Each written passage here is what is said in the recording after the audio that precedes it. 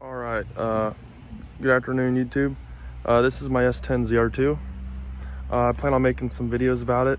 It's currently going through a restoration process. It's got a lot of work that needs done to it still. But I'm going to be showing you guys how to change a hub or a wheel bearing on a S10 Zr2. First step is the axle nut, which is right here. It goes onto the CV axle. To take this off, first thing you need to do before you jack the truck up is you need to take this nut and loosen it. Loosen your lug nuts, jack it up, take the tire off, take this the rest of the way off, put it somewhere where you know where it's at. I put mine right there. From there, I unbolted the bolts for the brake caliper. I just set the whole thing aside. I put it on a bucket so it's not straining any brake hose or brake line or anything. From there, there are 3 bolts. One is there, 2. Then on the other side, on the back of the spindle, there's 3. Oh, my hand's in the way. There's 3. You gotta take those 3 off. From there, you can just pull the old hub out and go ahead and put the new hub in. There are some splines in here. I don't know if you can see that or not. Probably not, but there's this is a spline shaft for the CV axle, and it has to meet with the splines of the hub. You might be able to see it. If you know what I'm talking about, then you understand what I'm saying. But I put the new hub on. I slipped it through the CV axle shaft. To get the splines to go inside the grooves, you just set the hub on there and you try to work them bolts in there. And then from there, once you make sure they're not going to strip out or anything and they seem pretty center, you can go ahead and start turning your wrench on all 3 of these bolts. And it'll slowly drive it in. Make sure you don't do what I did. Yesterday I put it on and the hose was down there.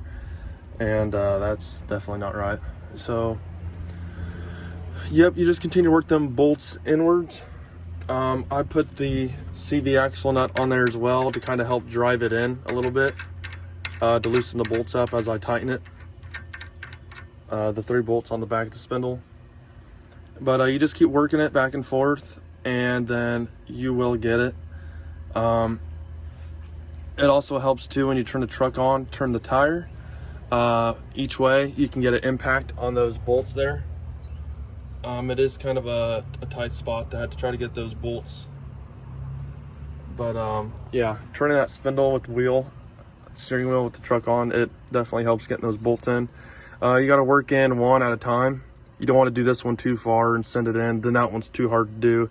This one's too hard. You got to work them evenly along with the along the seal inside of the hub. Once you're done, you can go ahead, put your caliper on, and that should be pretty much it. There is a clip here. It clips in probably to your control arm. Then from there, it'll plug in up here on the frame. Just plugs in. There's a little nipple there where it goes in the hole. So yeah, that is how you change your hub.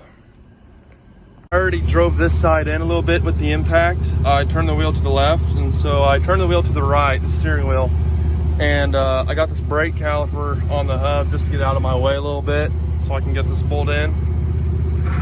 So I'll go ahead and move that out of the way. Grab the impact, put it on that bolt, and you can watch as it drives it in.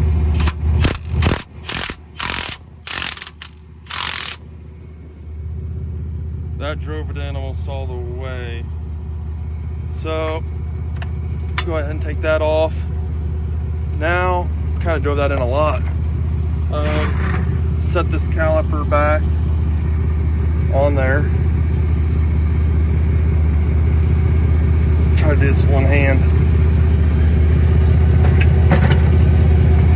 Alrighty, there we go. All right, drove it in almost completely. We got this big gap up here and a smaller gap down there. I'm going to go ahead and straighten my wheel up. so I can get that top one. There we go. And unfortunately for the top one, it is an 18 millimeter as well, but you'll need to use a wrench and just continue to just work it back and forth. These bolts do get a little tough to turn eventually as you're trying to press it in, hence why I'm using an impact. You just keep working it, and the more you work it, it'll go on there. So that is pretty much my tips and tricks and how to do a wheel hub. When you're done, go ahead, put the rotor and caliper back on, or if you did it separately, I don't know. We're gonna go ahead and put those back on, bolt it back up with the bolts, which I have right there. And then I forget, I'm gonna have to Google it, but there is a torque spec for that as well. It's kind of high up there. You will need a torque wrench.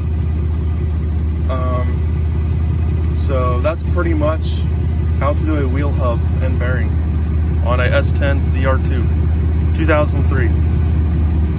Thanks for watching, guys.